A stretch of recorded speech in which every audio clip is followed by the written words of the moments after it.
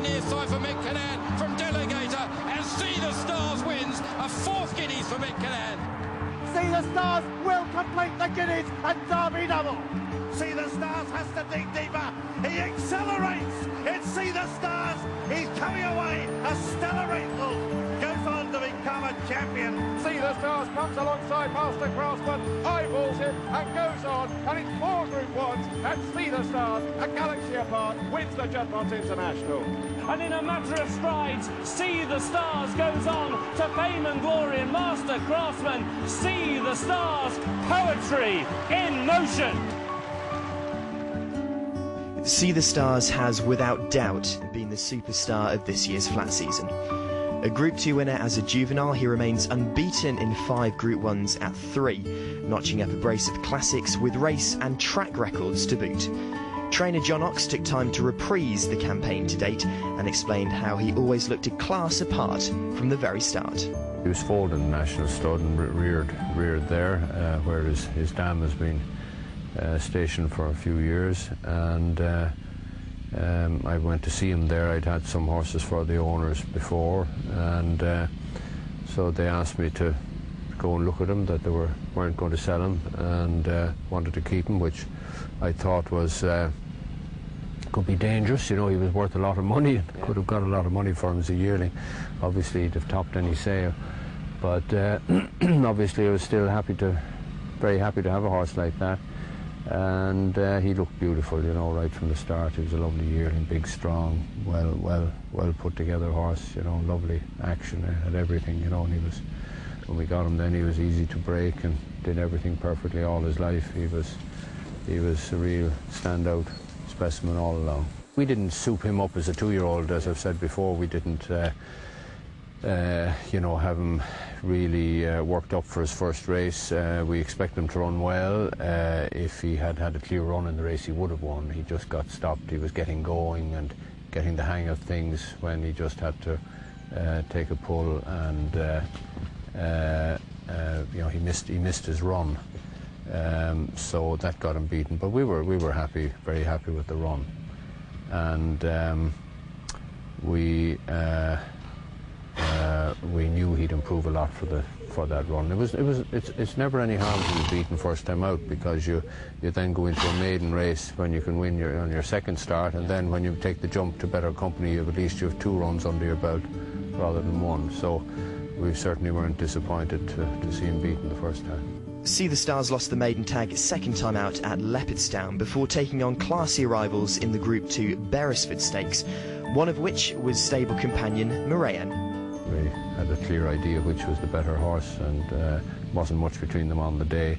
Ground was a bit dead, which we were fortunate enough to have at the time. We had, you remember, it was a very, very wet summer and autumn, and we had heavy ground all the time, and that was one little oasis of decent enough ground that we got the chance to run, and we were very lucky.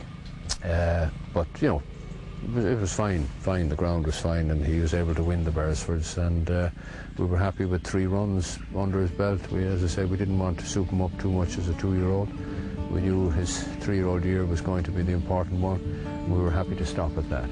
3 runs under the belt and a winter's growth on his back. See the Stars came into 2009 as an exciting package of untapped potential.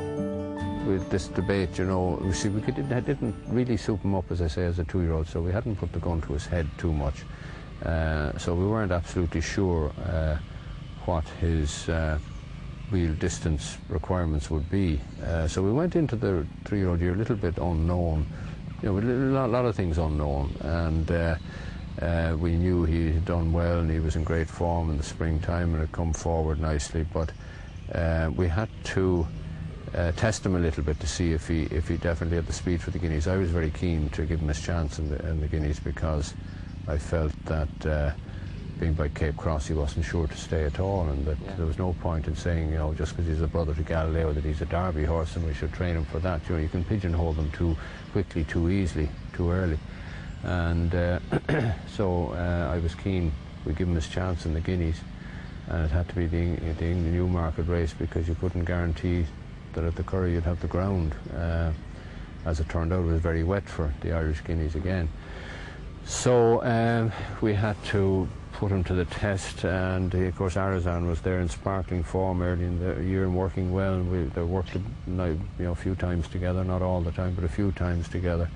But we were a bit impeded by some wet weather when we really wanted to give him a strong bit of work. The ground was soft, and he disappointed a little bit a week before the Guineas on soft ground. Threw us off a little bit for a few days, but we felt he was, he was a Guineas horse. We felt going into the race that he'd be in the firing line.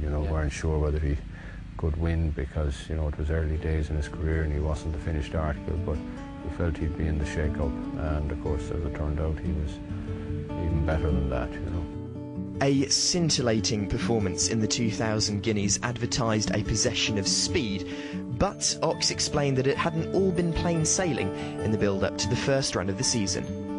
He had a temperature on the 17th of March, 103, the temperature, viral infection, which is the last thing you'd want, so it says a lot for his constitution that he could recover quickly from that. Not many horses would win the Guineas on the, whatever it was, the 2nd of May, having had a temperature on the 17th of March. Depends what the temperature is caused by, but when it's a viral infection, it usually takes them longer to regain their form. So only special horses will have the constitution to bounce back after that and win a Group 1 race on their first start of the year.